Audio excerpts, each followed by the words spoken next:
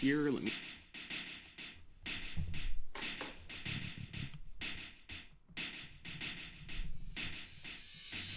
I'm not sure why I'm not seeing any chat. Usually there's a lot of people chatting at this point. Maybe you guys are extra quiet today. But I'm not seeing anything on my screen. So, as long as we're streaming to the right thing. There we go. How's it going, guys? Solaristics, T-1, Lanzer. Good to see you guys. Thank you, guys. How are you guys doing? So, we're going to jump in, guys, today for some operational Art of War. Now, you guys know me. I really prefer the more recent sort of conflicts. Fairly recent, anyway. I'm thinking that what we could try here is either the entire Indochina campaign by the French, the entire campaign, or we jump back over here to possibly some World War I or pre-World War I battles. We haven't done much with the pre-World War I battles, and there's a lot of interesting stuff here. The Double Eagle Rising Sun, the war between Russia and Japan. So this is the Russo-Japanese War. This is definitely quite interesting. Might be something to take a look at, but if you guys have any ideas, feel free to put them in the comments section. I'm just going to run through a few of these different maps so that you guys can kind of see what there is. In terms of World War II, yeah, I think you guys can pretty much figure that out on your own. But there's a bunch of other ones here that you want to take a look at. Also got custom graphics maps, Bridge Too Far, Fire in the East. Let's take a look here at the modern NATO versus Warsaw Pact. This could be an interesting one as well. I'm going to take a look here at the chat. Give Russo-Japanese War a whirl. I like that idea. So that's probably what we're going to do. Let's head to pre-World War I. And I think we will play as the Japanese, actually, in this one. Actually, no. We'll play as the Russians. Let me see 1 second here. So we'll take Double Eagle Rising Sun. Imperial Japan computer versus human player. Wonderful, guys. So this is the Russo-Japanese War. I know very little about this conflict, I have to admit. Very little about this conflict. So if we have any amateur historians or regular historians in the comments, please do let us know. Okay, so once again, this scenario was created with the first version of the game. That makes sense. And it looks like we are here. This is very interesting. So if we look over here, Imperial Japan. If we look over here, no, Imperial Japan. Why is it doing that? Okay, we might have a little issue here. Sorry, guys. Yeah, we might have to begin a new game. It's very rare this occurs, but occasionally we have a mission that's a bit buggy. So I'm just going to say neither force. Sorry about that. That is annoying, I know. All right, let's go and open a new scenario here. Let's see. Sorry about that. Yeah, that's unfortunate. I would have liked to see that too. Now, what about the Greco-Turkish War? So this is the Greco-Turkish War post-World War I. And I definitely want to play as the Greeks in this particular war. So I'm going to go ahead and select Turkey computer, and we will play as Greece. So let's go ahead and move forward here, guys. This is going to be interesting. The Greco-Turkish War, 1922, slightly after World War I. Of course, the Greeks and the Turks have been clashing for a very long time. So this is not that surprising. And of course, our Greek summer offensive starts. We want to try to smash through the Turkish lines. I do want to take a look here at the map itself and kind of get a good idea for what's going on here. So let's take a look. We've got Crete over here. We've got, of course, Greece over here. We've got Athens right there. I like how they gave Athena, the correct name, of course. And over here, we are definitely in Turkish territory. So let's hope that our soldiers can break through these lines. There's a few units here I'm not familiar with. We'll get a closer look. The BEF. Some sort of expeditionary force. When will we get that Samano stream, says Pixel? I'm not sure. Japan wanted an island and took it. The end. Thank you, Damien. Damien gave us a pretty good look at what the war was about. So we're going to go ahead and, with our Greek forces, I'm going to go ahead and plan an attack. So I'm going to try to attack here in the north initially.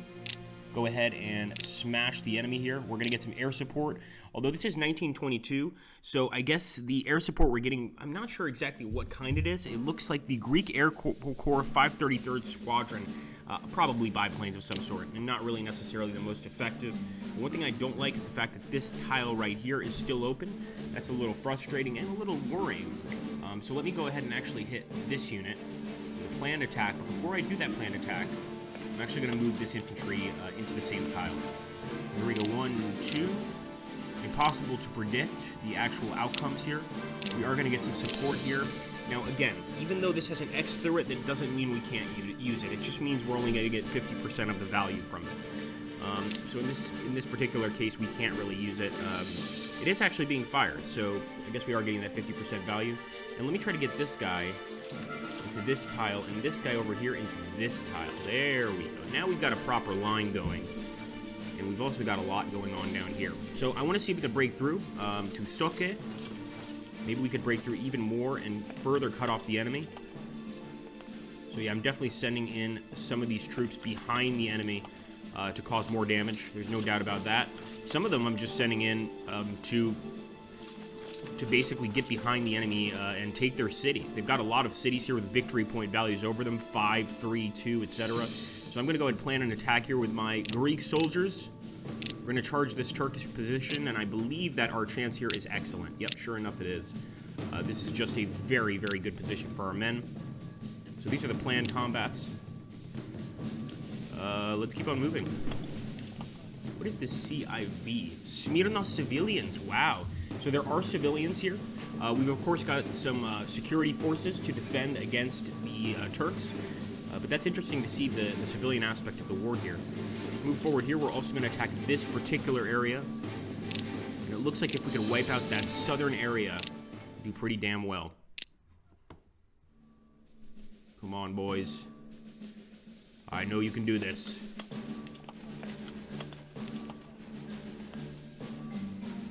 I don't usually send in my HQs for an attack, but I'm making an exception here. And let's end the turn right now. Here we go, guys. Actually, we still have some infantry. Wait a minute. Just a little bit. I'll be able to smash through and get to Odemis. So I'm going to move this unit up. And this is an artillery corps, though it doesn't look like most of the artillery corps I've seen. Let's go ahead and attack that unit. And once again, I think this is going to definitely be a victory. We just have so many units here. Chance of success is fair, and we're not even selecting all of our units. So I'm going to take it, I'm going to end the turn, and I'm going to hope for the best, guys. Here we go.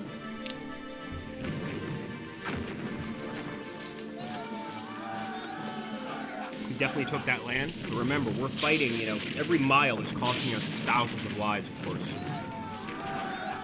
We're fighting a major enemy, and I'm sure the Turks have reinforcements.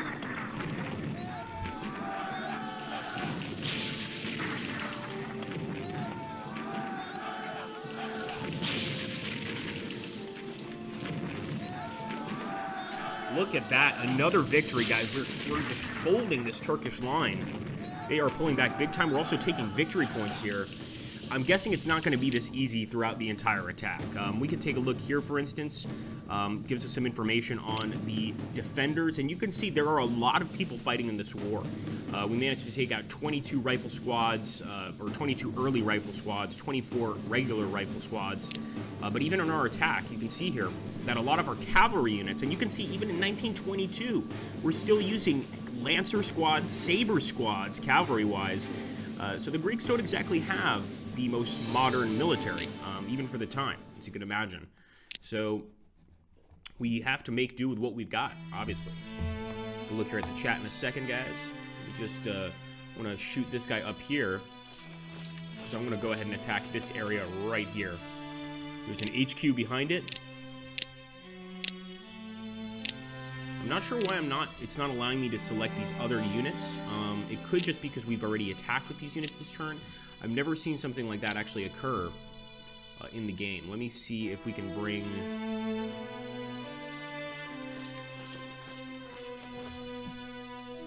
There we go. That was weird. For whatever reason, we couldn't attack before. Now the success is actually good, and I think we can break this guy. Let's take a look here at the chat. Sure, turn the voice louder, can do.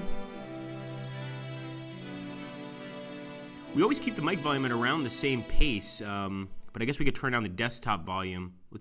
I just want it to get to that yellow area right here. If we go into red, it's going to be a little too loud, but let's try that. All right, let's take a look here. So I'm going to go ahead and basically just keep on smashing through. We've gotten some pretty good attacks going forward here. I want to go ahead and keep that up. So let me send these guys in. We'll bring in that air support. Chance of success here is fair, although I think with that air support, that's going to send us up to an actual total success. I'm not sure what B Corps is really here for. Let's single move B Corps. It could be an artillery unit of some sort. We have some infantry here, so I'll single move the infantry as well. And we'll go ahead and smash through this area. Boom, boom, boom. This is a major offensive. Everybody's in on this.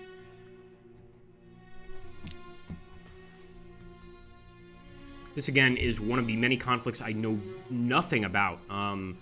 And I really love this game for many reasons, but one of them being it teaches us about conflicts that we may not have even heard of. I certainly knew there was a lot of hostility between the Greeks and the Turks. I've always been aware of that, but I didn't know that there was actually a war in 1922. Let's take a look here. Even louder? What do you guys think? Is that, we're getting close to getting way too loud. We'll bop it up here, but I worry this is going to be too loud. All right, here we go. So let's jump in here. Move forward with these security divisions. I don't see what purpose they're going to serve here, honestly, because this is pretty much a static front line. You know, this is just like, it's a front line all the way down. We don't have any enemies sneaking behind our lines or anything like that. I don't really see the point, but hey. It is what it is. There we go. Look at that. Now we want to get some more troops in because that's actually an enemy victory location and an enemy HQ location.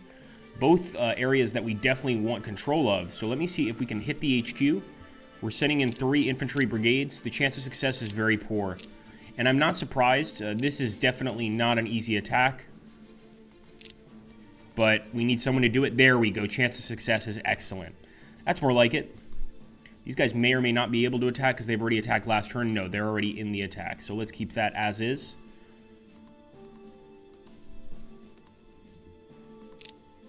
Two, three. And again, impossible to predict. The only thing I could do here is possibly bring some troops over, maybe some security divisions. It might make a difference. I'm not sure it will, but why not send in some security divisions? So let's do that. And these are basically sort of military police divisions, I would assume. We're going to attack here as well. And so far, this offensive has gone perfectly. The Turks cannot resist it. Let's attack over here. That one's he's already in combat, so we're not going to move with him. And possibly bring this guy forward. Single unit move. Single unit move with this guy. These guys are doing just fine as is. We're definitely getting reinforcements, by the way, from the mainland. Let me go ahead and I think we're good to go. We've got a lot of attacks all along the line. If you see those little red arrows, that's sort of determined. That's how I'm determining whether or not we want to keep attacking or keep things as they are. It looks like for the most part, we've got attacks all up and down the line, except maybe here. So we'll plan an attack, and even here, we've got a lot of guys involved in other attacks. If you see those 2 little red triangles on the lower right corners, they're already involved in an attack in another zone. So we want to keep that in mind. Now the music is inaudible, you said. I could turn up the music a bit. Hold on.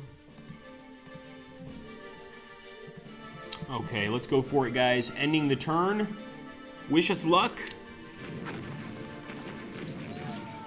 Oh, we are rushing all across the front here.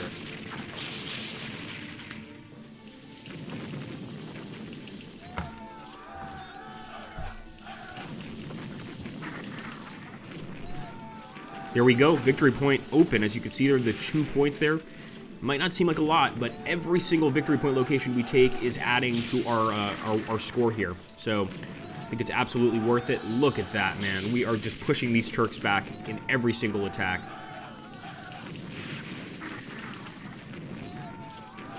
It can't be this simple. It really can't. And we've got to be careful leaving these openings. This is not good. But as you can see, we've already jumped on those 2 Turkish lines. Look at this, guys. These are all the attacks we've done. Quite a lot. 15 attacks, okay? The casualties on the enemy side are almost always significantly higher than ours.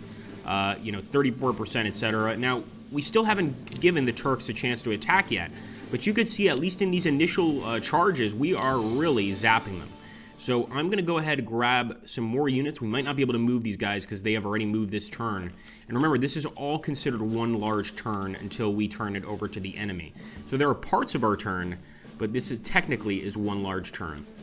I am moving the HQ in not the best position possible. I'm also going to go ahead and try to stomp these guys up here. Success is fair, especially with the bombers. Let's take a look here at the chat. Install game set music to 10%. Enjoy, yeah. And the thing is, we have the music up full blast. I'm thinking that here on OBS, I'm going to have to go ahead and I could put desktop audio up to that, but we're really getting into dangerous territory in terms of the music sort of overlapping. Let's go ahead, smash through here. I want to get to Sindirgi. This is an area I definitely want to charge. So I'm going to go ahead, sending my troops forward. We've got to do everything we can during our turn, because if this is how the battle is right now, it's actually reminding me a lot of World War I. And considering this is 1922, I wouldn't be surprised if that's exactly what the battles are going to be like here. So I wouldn't be surprised if the enemy is going to attempt an offensive the same way we just attempted one, and possibly be pretty damn successful at it. So we have to keep that possibility in mind. We could begin to dig in with some guys. I was thinking about that earlier, but maybe not. I did want to attack this area first, but I'm thinking if we use every single one of our units to break through this gap, we can cause some severe casualties. There we go.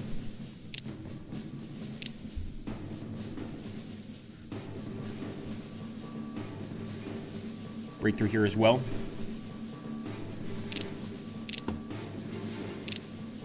And again, we're asking our security divisions to join us on this, just regular policemen, but they seem to know what they're doing. And I think somebody mentioned earlier, this was in another operational Art of War 4 Let's Play we did, that the security divisions are really more like National Guard troops. So they would have more than just a pistol or something like that. They might have some rifles, something like that, but nothing overwhelming. No machine guns. You know, they're security divisions. They're military police trying to keep the order sort of in the ranks. I don't know why the Turks have land right here. We definitely want to take that back. That would annoy people to have like 1 or 2 Turkish settlements over here. So we're absolutely going to take that back. Of course, Soke is in our hands, under our control. And we are moving towards Nazilli, Sarakoy, Denzili, Mughla. Look at all of these areas, guys. It's just unbelievable. We also have some Turkish regiments down here. They're green, leading me to believe that maybe those regiments are their special forces. Because these guys on the front line, they don't seem too tough, I have to admit. 1, 2.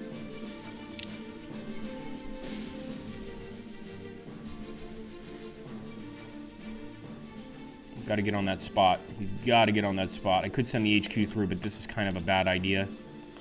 We're going to do it just this once. And I'm even going to try to plan an attack and break through. Again, never attack with an HQ like I'm doing here. This is not a good idea. Alright, here we go, guys.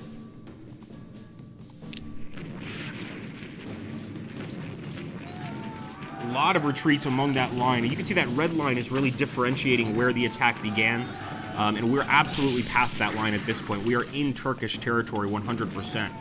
We're taking their cities. The government must be going crazy right now. And the Turks absolutely outnumber us. There's no doubt about that. Whether or not they outnumber us in these initial battles, I'm not so sure. I'm really not. But we're absolutely catching them off guard here. As you can see, this army is just shattered. Taking that location. And it doesn't look like they're going to be able to do any counterattacks. Now, if we want to be really safe, we could dig in. I don't know if we want to, though. I don't know if we want to be really safe. I think I'd prefer this offensive. 40% of the turn remains. Oh, man, look at those casualties, guys. 23 different battles. 23. Just unbelievable. The one where we lost the most was just 4% of our force. So we had, yeah, a few rifle squads destroyed, but look at the damage we did to the Turks here. destroying military police squads, light rifle squads, early rifle squads, even a heavy machine gun squad. And they're going to need that to defend. So I'm liking this so far. Everybody's green. Everybody's doing pretty good health-wise. 63, it's not great, but for a situation like this, I'll accept it. Oh, come on. Nobody can go up there yet. Yeah, so a lot of these guys right now, they're battle fatigued, essentially. They're not going to be moving anymore this turn. I'm going to dig in with this unit. I'm going to dig in with this unit. I'm going to dig in with these guys. So we're basically just extending that front. Digging in with the entire group. And then next turn, well, after the enemy turn, I should say, then we can determine and decide whether or not we want to keep on moving forward. The entire group dig in. And actually, I will attack this group right here. So we're not going to do too many attacks, but a little bit of air support and artillery support with that attack is going to go a long way. Now, here in the south, I don't feel we really need to stay put. We can keep on attacking. As you can see, the enemy is badly beaten. So we're just going to use these troops and sort of flank the enemy. That's my goal, is get these guys around the enemy, sort of bring them behind the enemy lines over here, and just start smashing them from both locations. Let's see. Take a look here at the chat. Lanzer says, driving them back pretty easily so far. Yes. Oh, absolutely.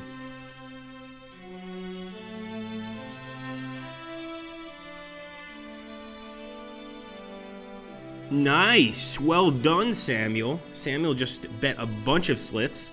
Came out on top. Very cool, man. We might plan an attack here, too, just because of the large amount of Turkish enemies. Chance of success is poor. See? There are some areas here where the enemy does still have some significant strength. And this is where I send in HQ battalions, get myself into trouble, because adding a single HQ battalion to the attack could be the difference between life and death. So I'm sorry, General, but you better get ready for the charge here. There also is an enemy HQ, and there we go. Smashing that enemy HQ back. That's perfect. If we could hit it again, that would be even better. But I think we'll settle for smashing through this location right here. Hopefully we've damaged the Turkish army so much after this frontal assault that they won't be able to do any major attacks. Although I think that's pretty unlikely.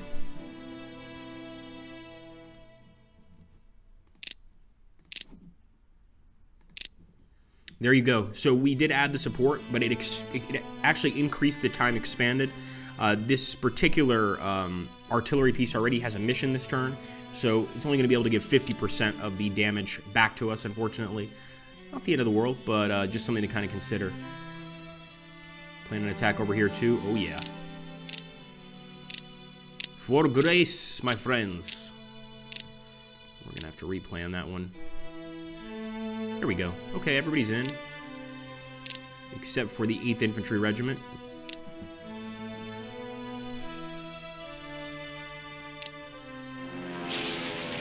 That's the attack we didn't know we were going to win or not, and it looks like the Turks held on there. That was the first time they actually held off one of our attacks. So we want to pay attention to that area.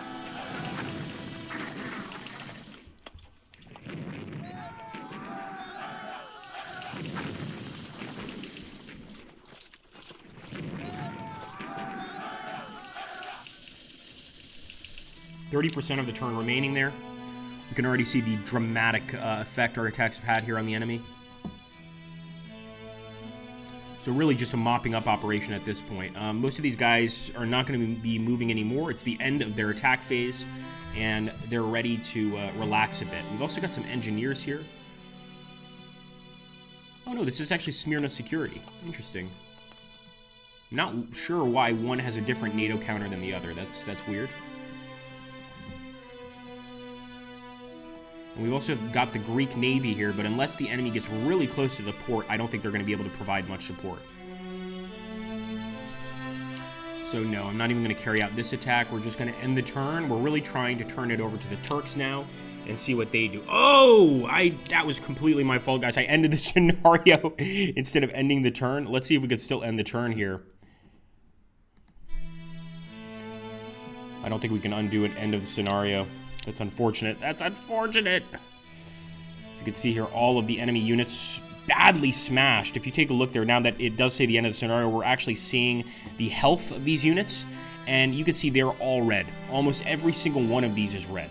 So there's a positive and a negative to this particular situation. The positive is we get to take a look at another mission. The negative is we don't get to see what the Turks would have done here. I think they probably would have brought in some reinforcements, but all of their reinforcements are back here. Look at this. So it would have taken them 1 or 2 turns to get them over here to where our men were fighting. We might have been able to push these guys back all the way to Dursun Bey or Tavansli, but I think eventually they would have bit back and hit us pretty damn hard. So one of the scenarios that I've wanted to do for a while, first let me take a look here at the text. This war triggered the rise of Ataturk. I didn't know that. The Greek attacked on advice of the British Prime Minister. They thought that Turkey was an easy pushover after they lost World War I. But General Ataturk turned the tide. It was a disaster for the Greeks in the end. It was one of the sources of the current tension between Greece and Turkey. Yeah, I figured it must be, and what you were saying about the Greeks being beat at the end, that's kind of what I expected would happen, because if you keep on playing in that scenario, eventually the Turks are going to come up with something to fight you back. There's no doubt about it. The Turks have a lot more men than the Greeks. So I'm going to go ahead, I'm going to begin a new game, and I'm going to be playing a scenario I've wanted to play for a really long time. Now, this is probably not one that we're going to finish, unless you guys want us to obviously finish it here on the channel.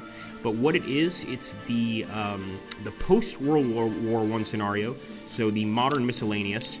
And we're actually going to, the Cyprus one is really interesting. This is, of course, the Cypriots against the Turks, another interesting one. But the one I was looking for, it's not here. No, this is not it. Although there are some pretty cool ones here, guys. I must say, obviously, Ecuador 1995. This is Peru against Ecuador. Never happened. It's just sort of an alternative history. Let's take a look over here.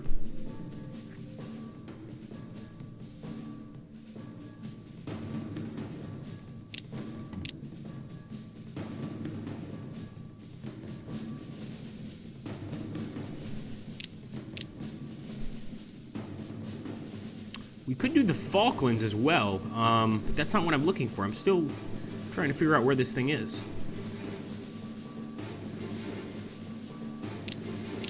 Here we go. Okay, guys. So what I was thinking we would do is actually do Indochina, and we play as France. So we've played a few battles as the French before, but this would actually be the entire campaign. So we would be playing the entire campaign of Indochina. North Vietnam computer, perfect.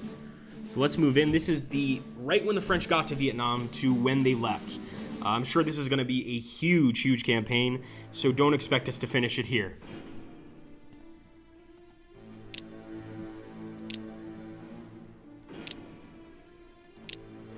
All right, not sure why I'm playing as the Viet Minh. I'm pretty sure we took computer.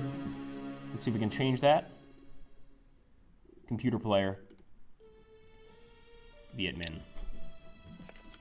There we go. All right, guys. So this is, of course, the Indochina campaign. Pretty straightforward. Let's take a look here.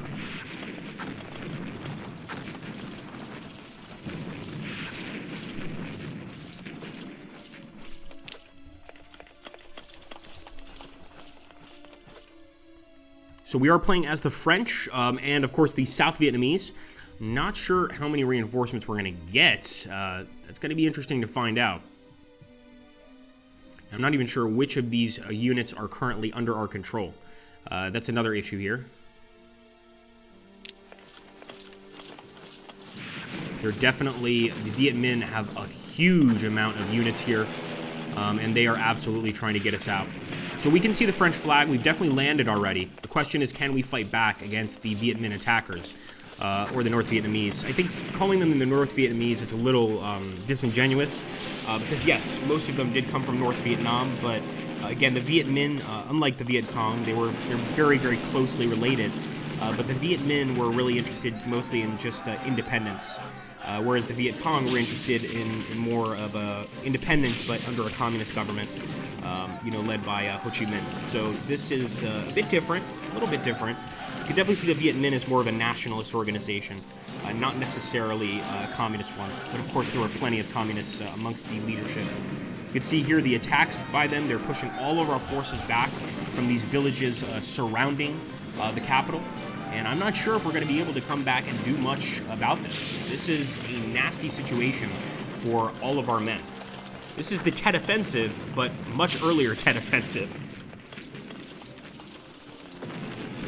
Right, we're getting some air interdiction. Anytime you see a unit out there in the middle of nowhere and you see a little explosion happen, that usually means air interdiction, which means that one of our planes was flying over the area.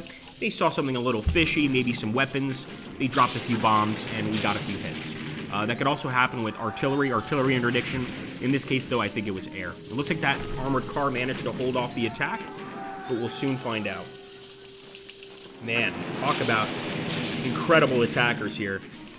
And these guys are some of the best.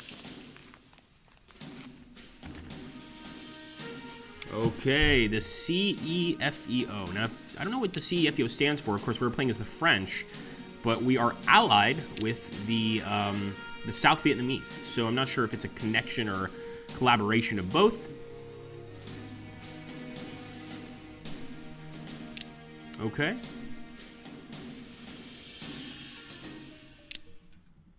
So we've successfully defended a lot of different places. Let me get rid of that nasty lines.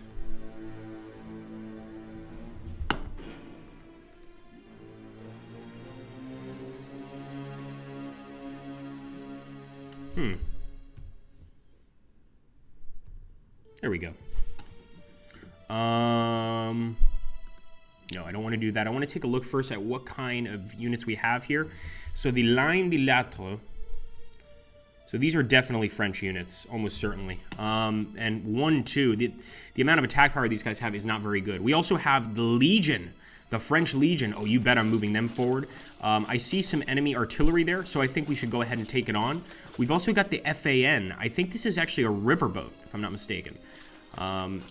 Yeah, like that would make sense. So for now, we're going to go ahead. We're going to plan an attack with the French Foreign Legion and a lot of bombers, a lot of air support here.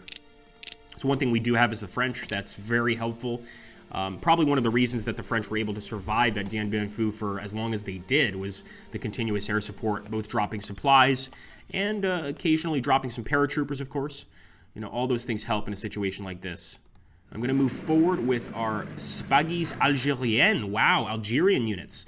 So, of course, Algeria being, I believe, a colony of France at the time, this would make sense. I'm going to try and attack this massive group of enemies because we do have a few armored units. So I'm going to trust in the armor. Of course, we're in the jungle. Trusting in the armor may not be a good idea. And if you look at the probability of success here, it's very poor. Which means I'm just going to bring in more men. I'm going to keep on moving in troops and adding them to the attack because I want to win this one. I really do. I want to push back like a large group of Viet Minh troops. 2. Our cooperation is perfect. That's the good news. And probably because most of our men speak the same language. They speak French. I don't see any actual... oh, there we go. We have a few South Vietnamese units, but not many. It's mostly French units. Let's take this armored car. Oh, yes. And actually, sorry, it's not an armored car. We'll get a close look and see exactly what it is.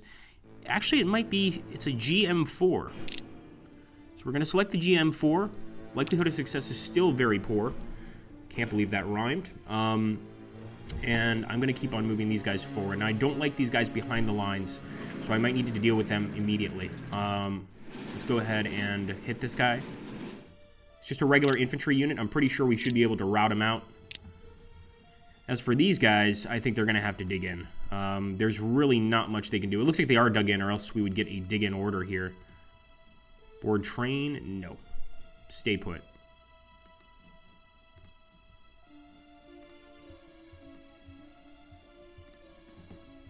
We're just going to stay put right there. We're not moving forward. No way.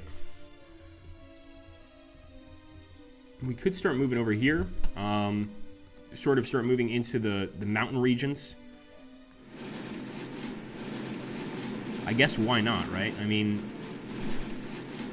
the more land we cover is less land that the enemy's going to be able to take without us knowing about it.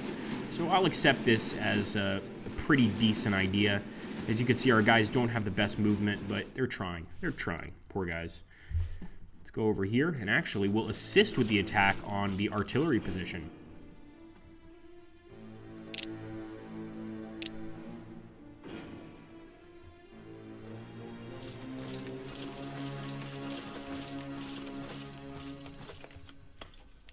Légion des Lettres.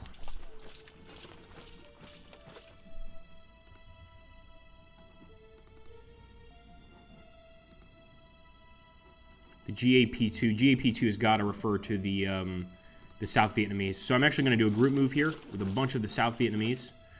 Add them to that massive attack. That is going to be a brutal one, guys. This is going to be the attack to beat all attacks, without a doubt. I'm really hoping we're going to win. It's saying our chance of success is very poor, but we've seen that before, and things have gone really well. So you never really know. Let's take a look over here in the chat.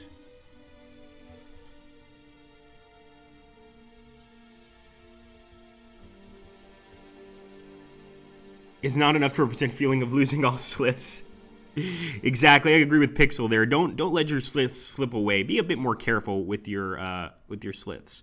Okay, so NF Razan is asking which are the Foreign Legion units. So I believe they're these guys in the sort of lightest blue. I guess I would call it the lightest blue, and we can see there the Demi Brigade Legion.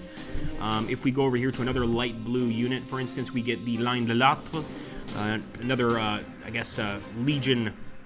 Part of the Legion, you could say. So we don't have a lot of Legion troops, but we've got a few, and I'm hoping that those few are going to make a big difference. I'm also going to group move with these units, and we're going to smash this massive unit of Viet Minh, since they're trapped, kind of trapped behind our lines. Not really trapped, but they've gotten themselves behind our lines in not a very advantageous position to them.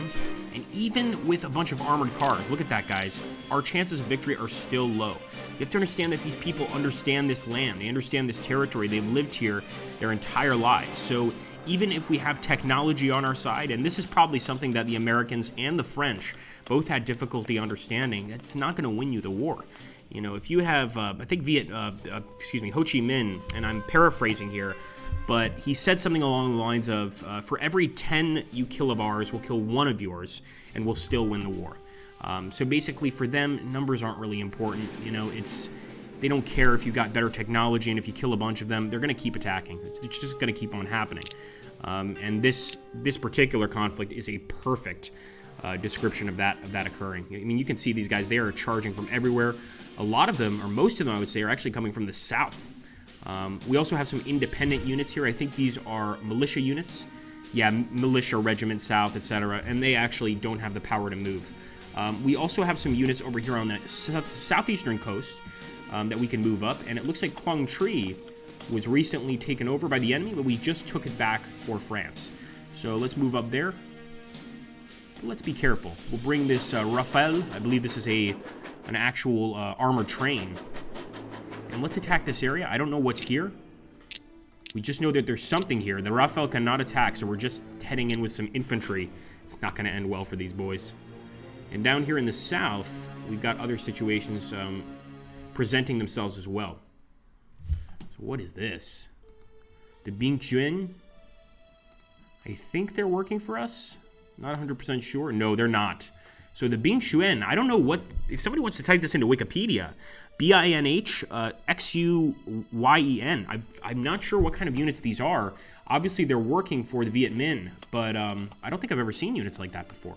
So I'm going to actually bring this tank back, and I'm going to start hitting that unit, because they're actually quite close to Saigon. As you guys know, Saigon is the capital of South Vietnam, or was the capital of South Vietnam. Let's see. No, they are in our group. That's very weird. Very, very weird. I see what's going on. Okay. Let's go ahead. No. What the heck? That is just weird. Okay, so they are part of our group. Not sure what the deal is there. Maybe somebody could find out. We do have quite a lot of tanks in this area. But in general, I think I want to keep these tanks grounded. I don't necessarily want to move them out of this area to the north. But if we need to, that's exactly what we'll do. In the meantime, move one of the tank divisions here. Smash that infantry group. Come on, boys. I know you can do it. I know you can do it. Oh, wait, we're French. We're not Americans. That's right. Let's go. Zondo. Come on, boys. All right, I think we're going to end there, guys. Let's hope for the best. So that's our men attacking. We actually did manage to move some of the enemies back. I'm really surprised, but our infantry actually did well there. Over here, the enemy held, even inside the city. Over here, we managed to push them back, and I think that's because of the massive armored assault.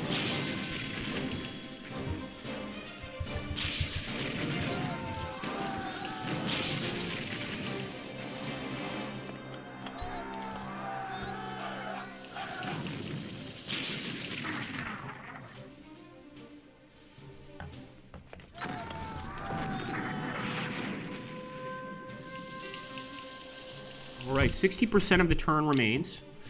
Let's see how these attacks went. You know, some not so bad. Take a look at this one right here. We managed to actually zap a lot of the enemy.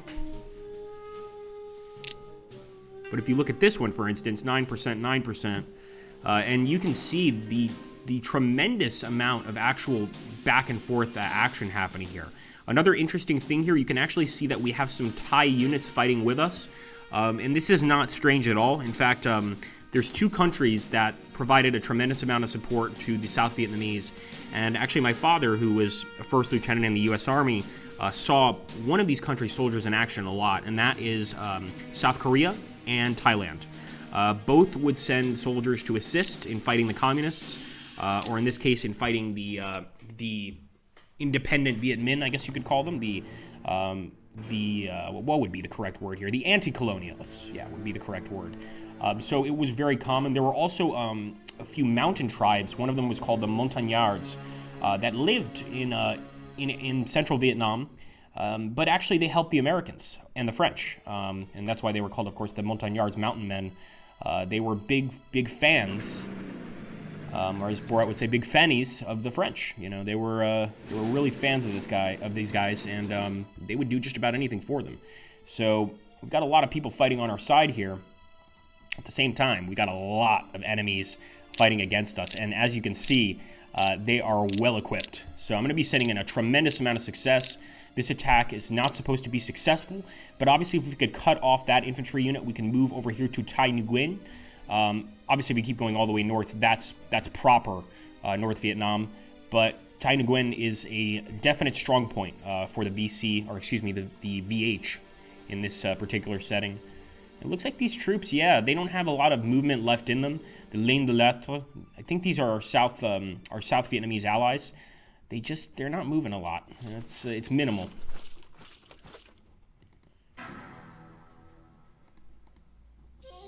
So yeah, we can move this guy up the river. That's kind of cool. I do like the riverboats. I've never used a riverboat in an attack, but there's always a first time for everything, right?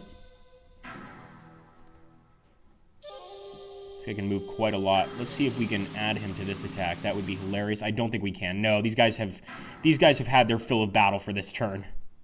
When we were facing the Turks, our guys were willing to attack multiple times, but we're facing the Viet Minh. After one day of fighting, our guys are just, I mean, just imagine the weather, the temperatures. Our guys are beat, man. They don't want to fight anymore, even after a victory. Okay, I'm going to send these guys in. I would like to bring some more reinforcements here. I do believe we have some artillery, but I'm not sure if it's going to be able to add itself to this attack. Yeah, it can. But see, since it moved, it's only going to give that 50%, unfortunately. Let's move this riverboat right there. Ooh. I'm not about to lead an attack against the enemies here. They're way too strong. There are too many of them. Let's take a look here.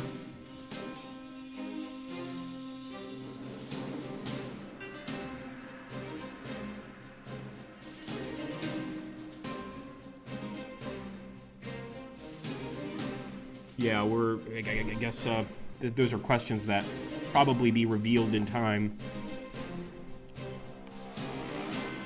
Move this ship over here. No, we can't fire at him. He's too far off the coast, man. I'm so annoyed by this infantry unit. I'm going to attack again. I don't like the fact that this guy is, like, really close to our lines. And just flagrantly, like, showing us, like, yeah, I'm here. What are you going to do about it? Sort of thing. I'm not happy about that. So I'm even sending in some English battalion. Could these possibly be English troops? There's no way. It's not possible. Colonial English Battalion, that's possible maybe. Maybe some sort of mercenary company. I'm not sure. But they're going to help.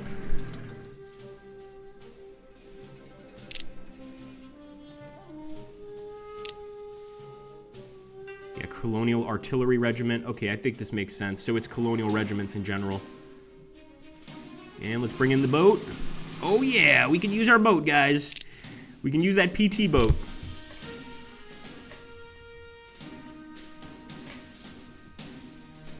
The rest of these guys stay put.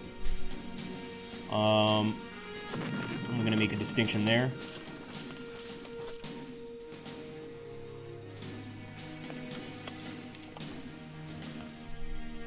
Again, we've got to keep expanding out. Turtling in this scenario, I think, is one surefire way to get beaten. You've got to keep on expanding as best you can. So one option is moving these tanks up north. I think that's going to take way too long. I'd rather go ahead and move them over here and engage the enemy that's harassing us here in the south. I think in the south we can hold on pretty well. We've got a lot of reinforcements here. We've got these weird Bingjuan units. I'm not sure what they're about, but it seems to me that we could probably do a pretty good job down here. Let's see if that's true. Of course, we're going to bring in some air support for this assault. All we know now, we don't even know the kind of unit. We just know that there is some enemy infantry in this jungle area somewhere. We'll do the same over here with these guys near Mokwa.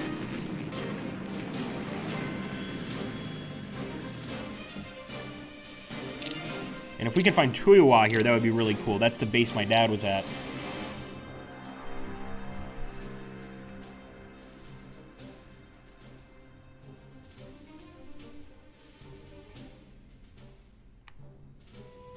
It would be somewhere close to the coast. I think we're going a little too far north. Maybe not. There's Quezon. So Quezon, of course, many people should know about the Battle of Quezon.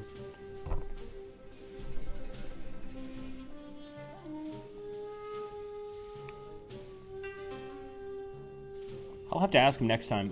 It's somewhere, I would guess, near the coast here. We saw it on our other Let's Play as the Americans. We're not seeing it here. So let's end the turn. Yeah, I think the best thing to do now is end the turn and hope that the enemy doesn't keep sending these massive waves towards us. I am tempted to lead an attack at that village, but I know better by now. You know, we'll dig in. We'll wait for the enemy to launch their attack against us. So let's end that turn right there. There's our armored attack. Nice. Managed to win by Mokwa. But you can see there what the Viet Minh do is they'll retreat. But then when you actually follow them in the retreat, they'll actually lead you deeper into their lines, and then their buddies will start attacking you. It almost reminds me of Field of Glory 2 and the tactics that the Huns use. They'll draw you out, make you think you're winning the battle. All of a sudden, your men will charge into that space, be all happy, like, oh, we've got this one. And then suddenly, all of these other units surrounding them are going to just go ahead and smash your guy. You can see here we did some dramatic damage, especially right there. Major attack, the Roussillon bombardment, the Limousin bombardment, and the Saint-Ouage bombardment. We did a tremendous amount of artillery damage to these guys. Just look at that, man. Utter destruction. But even destroying this many Viet Minh, it doesn't hurt their numbers at all. And we're about to end this turn and turn it over to them. So obviously, we have a lot of things we have to do. It's going to be our turn. We've got some reinforcements, some theater operations. The good news there was that it doesn't look like the Viet Minh really did many movements. But man, that is a scary situation without a doubt. You can see this is really the area we're defending. Anyway, guys, we are coming down to the end of this stream. I hope you guys had a fun time. Sorry about that break in the beginning of the stream with Turkey versus Greece, but I hope you guys even enjoyed that conflict. I found it really amusing, really fascinating conflict, one that I know nothing about, and I'm glad we got some feedback from the commenters letting us know about that conflict. That was really cool. As for this particular conflict, the Indochina conflict, we could continue it, but I'm going to tell you guys, this is one of the toughest campaigns in the game. It really is. Now, if you're playing as the Viet Minh, it's still tough. It's still a tough campaign, but it's a lot easier than if you're playing as the CEFEO. So keep that in mind, my friends. In any case, I'm going to go ahead, I'm going to save. Save game as we will never win this. How about that? How's that for a positive attitude? Am I right? So anyway, guys, thank you so much for stopping by, guys. It's been a blast. Yes, we can. So, yeah, sure. 1 second, Nefrazon. Absolutely. I always like to see viewers taking a look at or being curious about the units, things like that. So let's take a look at those units. Yeah, if somebody wants to put them in Wikipedia, maybe we could find out what these guys are about. I'm guessing that they're Montagnards. That's my guess. So I'm guessing that they are South Vietnamese or Central Vietnamese that are supporting the French. So this is it. It's the BINHXUYEN. I'll actually put it here in the chat. Binh Xuyen. Or Zuyen, excuse me. So it's Zuyen. It actually almost sounds Chinese. Actually, no, Binh, very Vietnamese, Minh, Binh, so actually, no, that makes sense. I would guess these are Montagnard tribes. They are classified as militia regiments, so Montagnard tribes is a definite possibility. Like I said, there were numerous Cambodian, Laotian, and Vietnamese tribes that would help the French and the Americans for payment, usually in the form of weaponry. You know, you got to get paid for your services. Am I right? All right, guys. I'm going to sign out here. But if you guys want to keep chatting in the chat, please. If somebody wants to drop a wiki link for that Binjois, I would love to find out what that is. I'm really curious myself. Ooh, thank you. Let's take a look here, Mefrazon.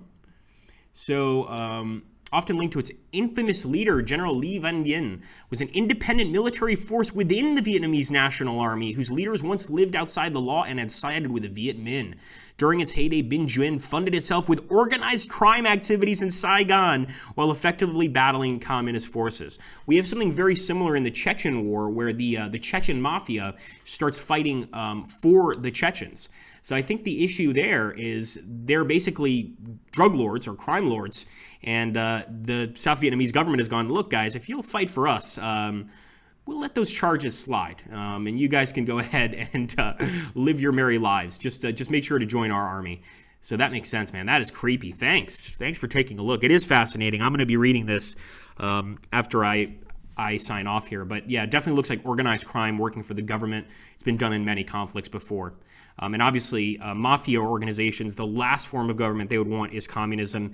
The black market is, for the most part, sucked up in a communist state. You know, you get more like food stamps as opposed to actual bills, things like that.